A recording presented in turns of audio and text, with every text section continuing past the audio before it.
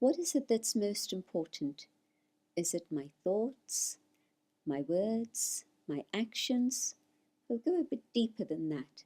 And maybe it's my intention. Because whatever is the quality of my intention, so accordingly will those thoughts come, the words that I speak, and the actions that I perform. And on the inner journey, this is the first layer that we're looking at: intention and thoughts and feelings. And this is what we call the mind. And maybe in different languages, in English, but in different terminologies, we use the word mind for whatever else. But certainly in Raj Yoga, this is the concept that we use, that I am the creator of my own thoughts, and therefore I am the creator of my own feelings. And it begins with my intentions. And so let's explore this level, the first level that we see when we go on this inner journey, looking at the self. And we see how if my intention is of kindness, then the benevolence in my thinking is going to lead to the quality of words which are supportive and encouraging to others. My actions are going to be filled with a generosity in which I'm willing to give of myself. Maybe I'm just giving a smile, maybe I'm just giving my time, but that is the most important thing perhaps that I can give. And so this layer of looking at the mind is a very important factor. In meditation, we are focusing our thoughts on a very pure and elevated level, looking at the inner being, the spiritual identity of the self, the soul, the eternal being. And when I start seeing myself in this way, after the meditation also, then of course the quality of the things that I say and do are very different than it was in physical consciousness and body consciousness. I can change the quality of my thinking in meditation, but my hope is that I'll be able to continue with this through the rest of the day also, from time to time reminding myself of who I am, but maintaining this awareness so that I stay in charge of my own mind and my thoughts and my feelings. This is actually true freedom, because I thought that freedom meant getting the key to the door. But no, freedom is a much bigger understanding. And freedom means to be able to choose the quality of mind I would like to have, state of being that I would like to have, and be able to maintain it. I want to achieve peace of mind maybe, so that I stay calm and cool and peaceful, no matter how much chaos there is around me. Because probably, whatever is the state of the world today, do you think it's likely to get better quickly? Or maybe it's going to get worse before it gets better. My vision is a vision of a better world, no doubt. But I think the way things are going, spiraling downwards very quickly, things may get worse before they get better. And so in that awareness, I want to be able to stay away from that influence of chaos and be able to maintain calmness, coolness, dignity, and peace.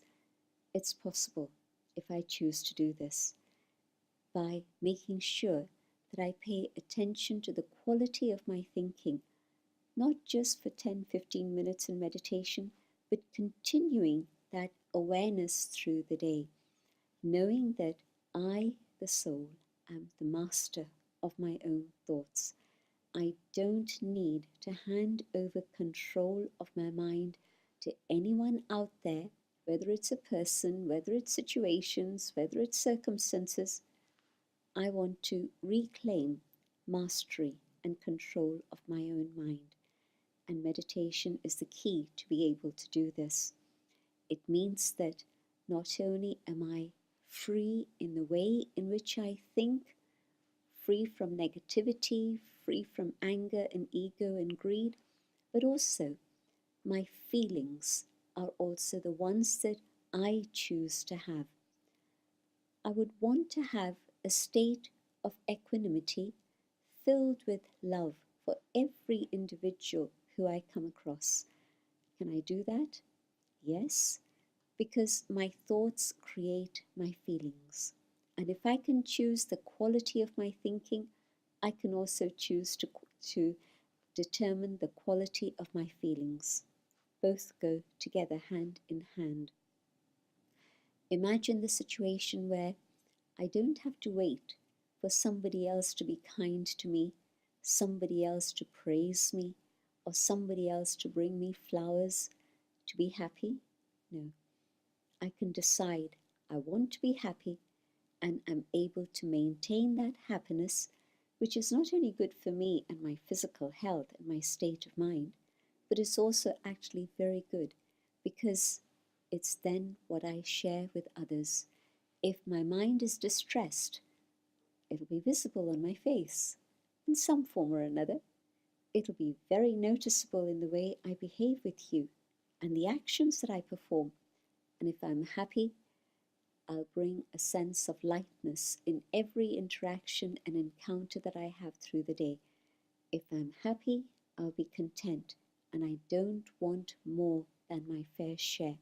Rather, I'll be quite willing and generous to share with you whatever it is I have, because my happiness is a treasure that I have within me.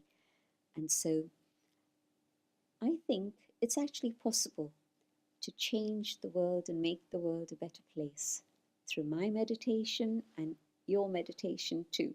Our energies will work together to make that difference. I discovered something very interesting a little while ago. Harvard runs experiments on many different things, and this was a game they had in which they asked one person to be generous and kind and to be able to give a larger contribution for the social good, social welfare. I won't get into the details, but basically this was it. And the actions of one person impacted 5 people. Those 5 people impacted another 5, and those people impacted another 5. So multiplied 3 times, each individual who is kind and generous impacts 125 people around them. Does it not give you hope for the future? Definitely.